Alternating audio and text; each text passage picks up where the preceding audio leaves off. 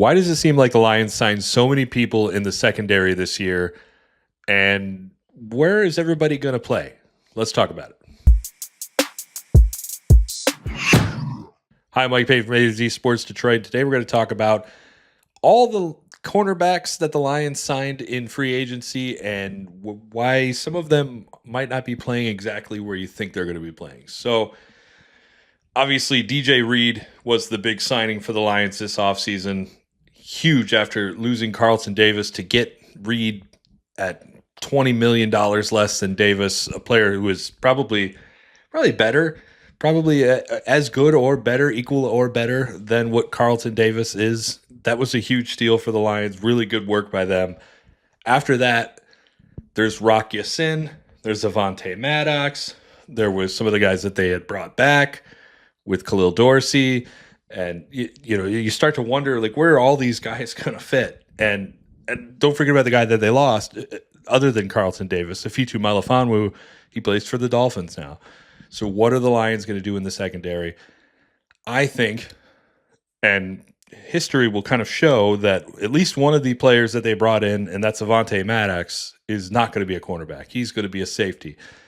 If you look back at how the Eagles have used him over the past few years, he has been used almost half the time as a safety, sometimes even as a linebacker for the Eagles.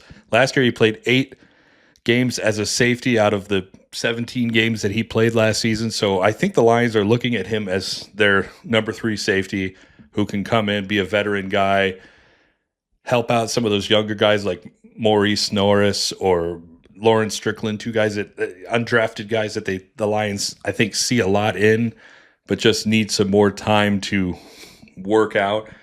And I think that's where Maddox comes in at safety. And then from there, you move Amik Robertson back to the slot. You move Brian Branch back up to safety. So it's Branch and Joseph at your 2 safeties.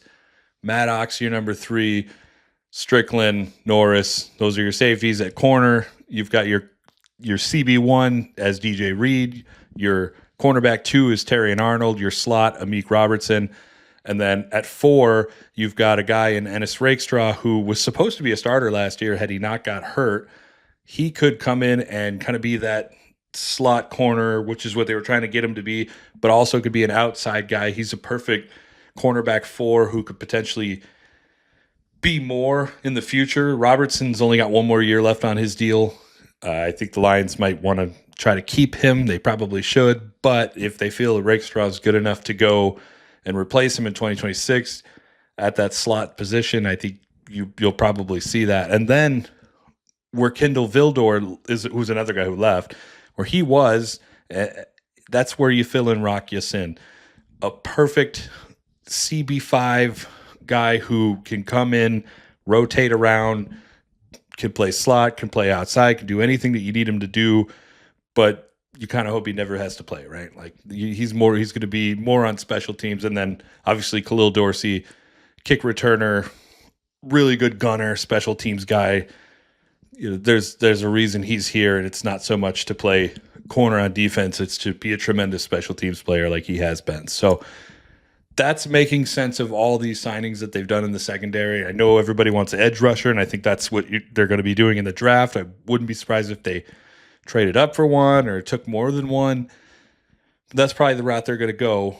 Until then, I think they've got a much better secondary than they had last year, and they had the secondary that allowed the second fewest touchdowns in the NFL last season. So things are moving upwards for Detroit, and we will see where things go, and we'll see you next time.